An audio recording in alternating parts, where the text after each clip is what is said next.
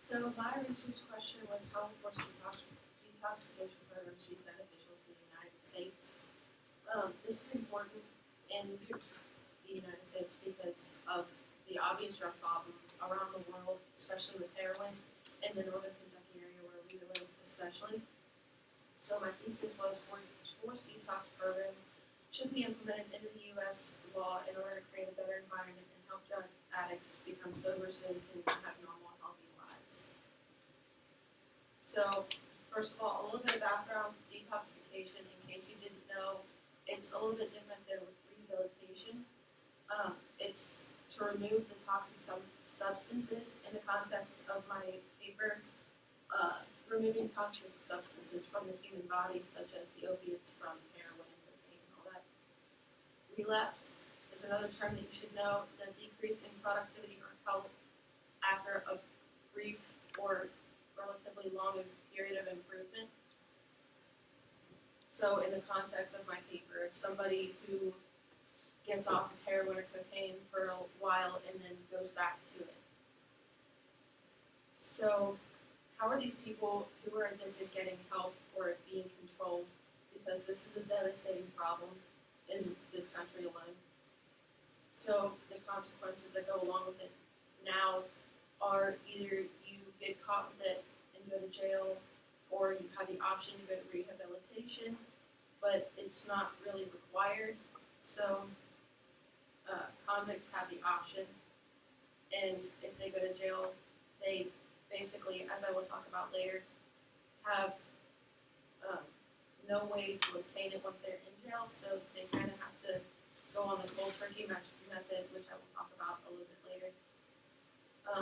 If they overdose and they go unconscious, they will end up in the hospital, and after they get better, they can walk, they can talk, they leave. They leave the hospital, and most likely they will come back not too long after that. So detoxification is usually a long process because despite the opiates being dangerous, it is really dangerous for the human body when they come off of them too quickly. So I didn't do any surveys because of confidentiality reasons that I will also talk about a little bit later. What is it doing? Okay, so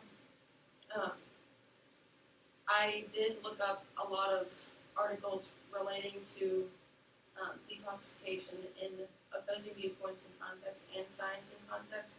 Both are used for finding scholarly material in a debatable way and scientific data respectively. So some information was found consistent of the processes and kind of detoxifications used today. And others, a few that I found were reports on certain programs and their successes and failures, mostly in a financial standpoint. Others elaborated on the idea of new detoxification programs and ways that they will work differently than the old programs. For my results, there are several different types of detoxification. One is the do-it-yourself method. It's quick, but it's not easy. It's more like if you think about it the right way, it's like a vacation resort kind of thing. You go away, it's not like you would think like a nursing home would be. You would go away and you get to spend some time alone because there's one of my sources said that it was proven that you are more prone to be more irritable.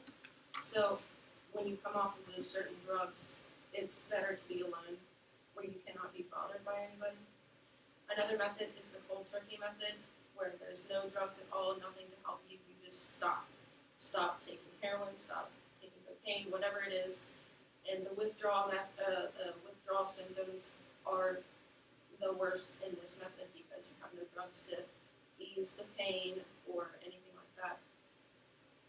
Some of the drugs that ironically help the reversal of heroin or cocaine addiction is methadone. It was invented in 1939 for pain relief, but eventually it was found to be addictive, so it was quickly taken back from the shelves and all that, and now it is mostly found in methadone clinics where it is strictly confined and observed to where nobody can get their hands on it unless they really tried.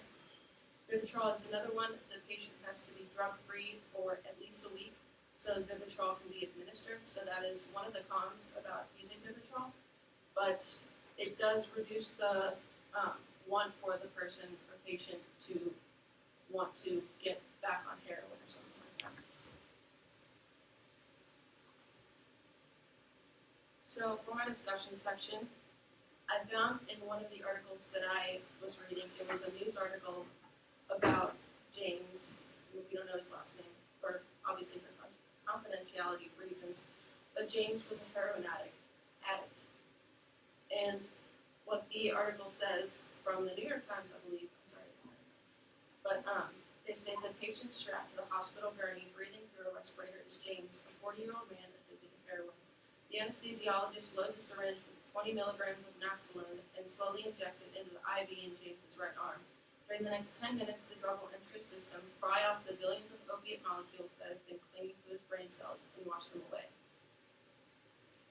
So what this does, naloxone is another one like Vivitrol and like methadone that basically does pry off the opiate molecules and creates a better environment and prevents them from overdosing and stuff like that.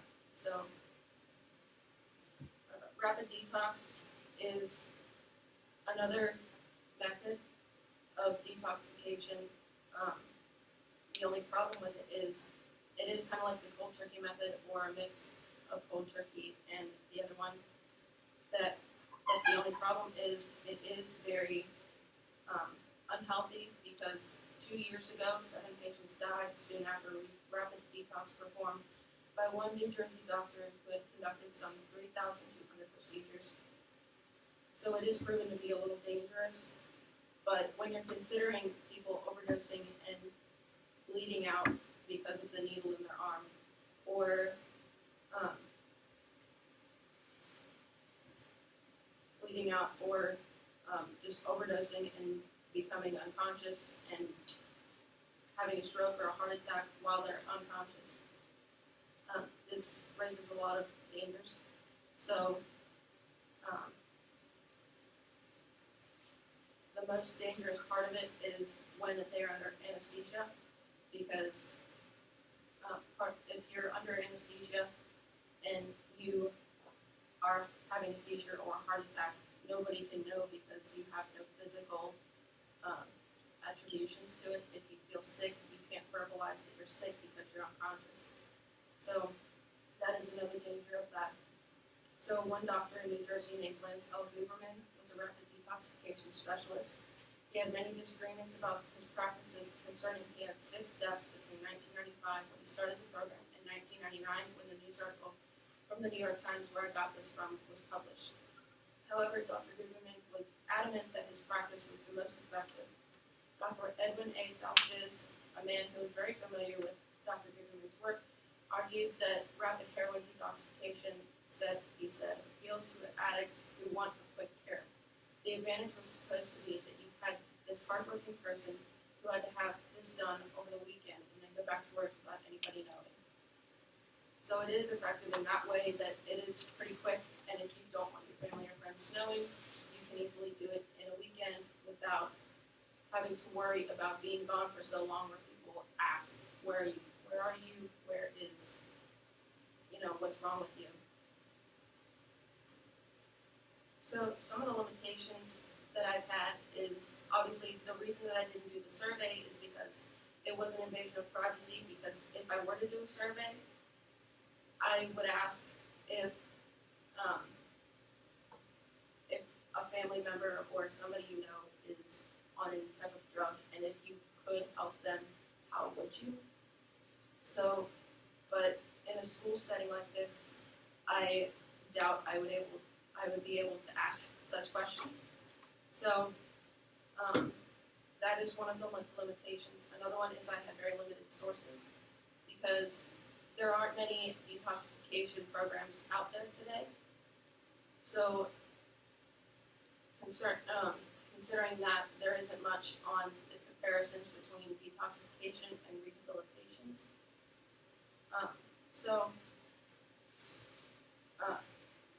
detoxification is more on the physical, getting off of the drug, whereas rehabilitation is the emotional impact it has and getting you emotionally away from a certain drug. So that is what concerns me why I didn't take the survey. So some implications that I want to talk about is we can stop addicts from relapsing, and we can, if it's a family member, we can get them to a certain place to help them, like a detoxification center, to help them get to a better life. Because the effects of heroin and cocaine are obviously very dangerous, as I've said. And despite the risks that detoxification has, it is well worth the shot. So why not take it? So future research, what other ways can patients get permanent help for their addiction? That is what I would like to find out in the future, if I had time to go over this further. So, considering that these drugs are so addictive, there are limited ways to get sober after taking them. As drug problems around the country increase, so does the need for detoxification programs. So, as my last question, what if people who put so much effort into stealing money to buy the heroin that they're addicted to, what if they put the same amount of effort into a career or a passion of theirs, such as art or music or technology? The country, even the world, would be a much better place. I want to say thank you to all my classmates for helping me. Miss Murray, my AP language teacher, who helped me edit my paper, and Derek Moore, my mentor and a registered nurse, and one of his coworkers, who are a hobbyist, who's also